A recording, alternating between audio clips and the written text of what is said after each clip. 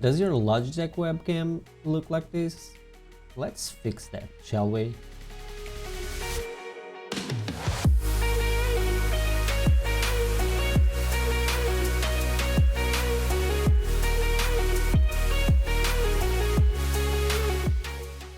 So the C920 has been the go-to webcam for streamers for the past 10 years or so, and rightfully so, because I still believe it has the best price to quality ratio on the market.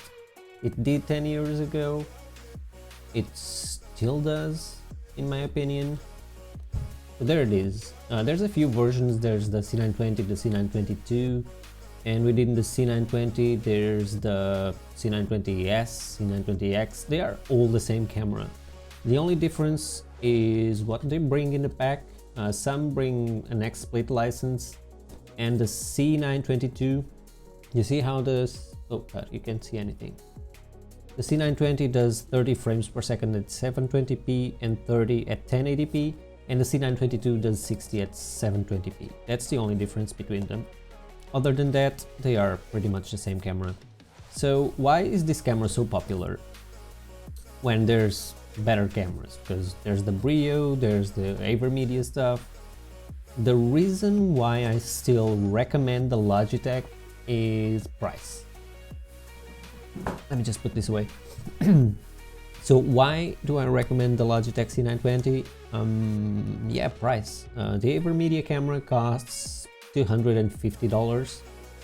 The Brio costs $150 or $200. I don't know anymore. In any case, they are better cameras, but the price jump is way bigger than the quality jump, in my opinion. So it's really not worth it, because when you spend $250 on a camera, you may as well buy a used mirrorless or a DSLR. And that's why I keep recommending the C920, because it's a decent camera. Let's see how we can make it look good, okay? When you open the webcam's properties, this is the screen that you get. So you select the camera. There's a bunch of cameras on my computer. You probably have just the webcam. You set the resolution and frame rate to custom, because leaving it on device default can do weird things. So set it manually to 1080p 30, and set the color space to Rec 709 and the color range to partial, because that's what Twitch expects to get. And if you choose something different, it will look less contrasty and whatnot, but Twitch will not know what to do with that stuff, most likely. So let's leave it at partial. Then you go to configure video, and now I'm sorry, but my screen is in Portuguese, unfortunately, but I will try to translate every option for you. So what you should start doing is don't choose anything automatic. Okay, focus. Automatic will hunt a lot, so I would recommend turning it off. Just make sure you're in focus and turn that off. And then exposure, not automatic.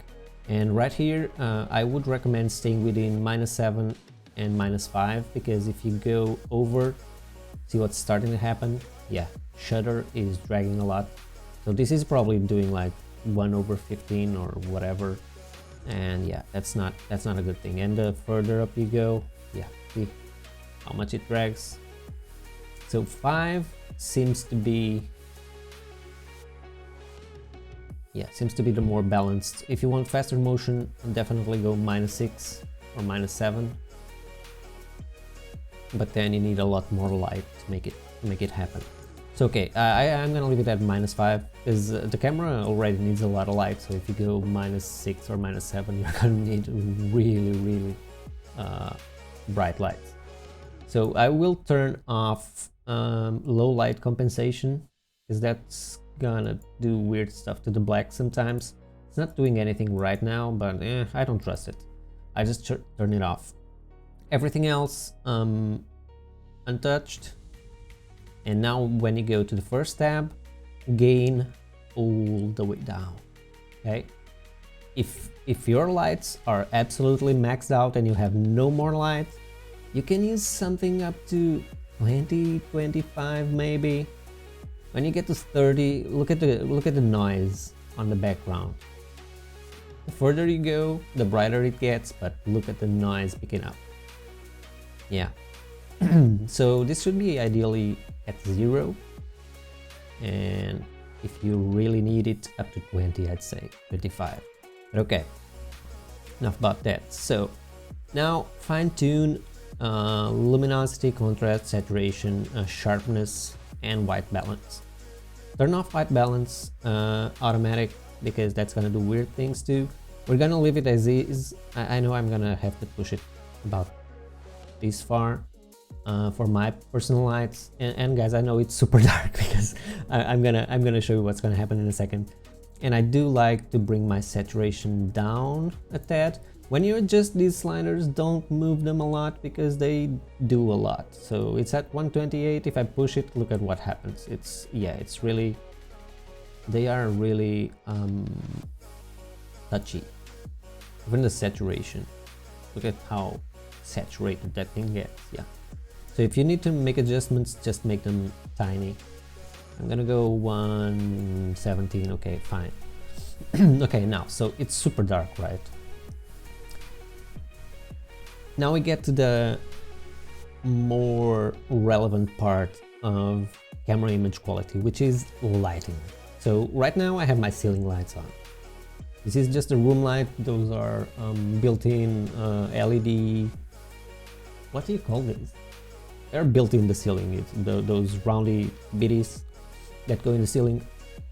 They are super bright. It's super bright in the room, but they are not good lighting, and they are pretty much hitting the top of my head instead of my face and the back wall. So what I'm gonna do is I'm gonna turn off the ceiling lights, and it's gonna be super dark right now. Just give me 1 second, guys. There you go. This is what my room looks like, and I have no idea why is that light not showing? Oh, there it is.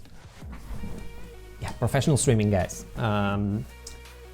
So what I'm gonna do now is turn on my lights. Where are my lights? Here's my remote, and boom. See what it gets you? I mean, it's a webcam, but it looks pretty cool, doesn't it? So now I can adjust the white balance a bit. It's really hard to adjust it like this, but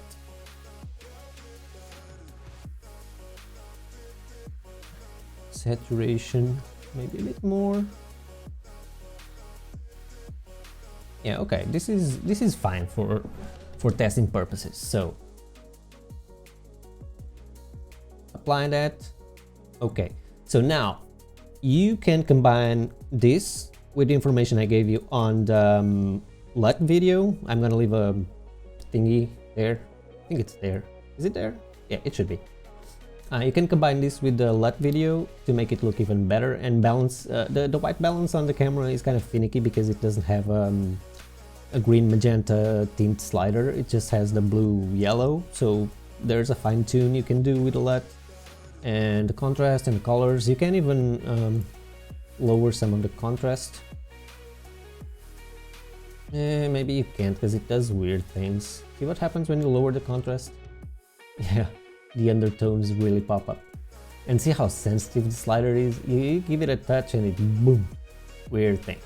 So yeah, you try to balance it as much as you can, and then you can fine tune it with a LUT that gives you way more control than these sliders. But yeah, guys, light is the relevant thing, like you saw, because the settings were dialed in and it still looked like garbage. So as soon as I turned the lights, it popped up. It looks pretty good. It's still a webcam. I'm not claiming it looks as good as a proper camera or anything, but it's $70, $80 for a freaking webcam. What you need is light. Light is gonna make the difference. Light is not set up for this camera, by the way, so there's hard shadows that shouldn't be. But yeah, I think it's pretty good. What you guys think? Tell me in the comments, and let's discuss it on Twitch, because I stream every Tuesday and Thursday. make sure to drop in and follow the channel, guys. So the c920 still holds in 2021. It's an old camera, it's an outdated camera, but to be honest, the webcam market hasn't progressed all that much to make a difference. Like I said in the beginning, there's a few better cameras, but the price jump is just too much to justify going that route, in my opinion, of course. These are all my opinions. I'm not trying to make the law here. This is just my recommendation. The c920 is still the best bang for your buck on the webcam category for me. If you want to spend $250, just go to the used market and get a Panasonic G7 or something, or a Sony Alpha 5100 or whatever you can get for that kind of money, because you probably can if you look close enough. So those are much better cameras than any of the webcams, no matter which one it is. So yeah, lighting is key. So keep that in mind. You're better off using your phone as a webcam and get good lights than spending $1,000 on a camera and use no lights. And I'm gonna show it to you right now.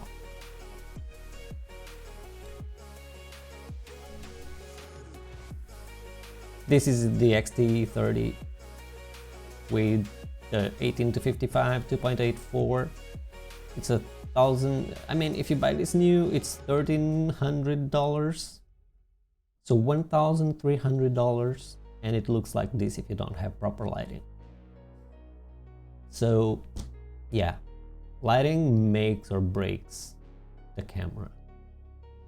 It's the #1 thing you should invest on. You use your phone for months or whatever if you have to.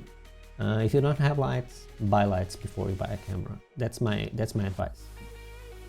Other than that, guys, you know the drill. Just have fun, do whatever you love, buy whatever you like, and I'm just here to give you basic information that anyone can understand, because this is By Dummies for Dummies, and this is Joe signing out, and bye.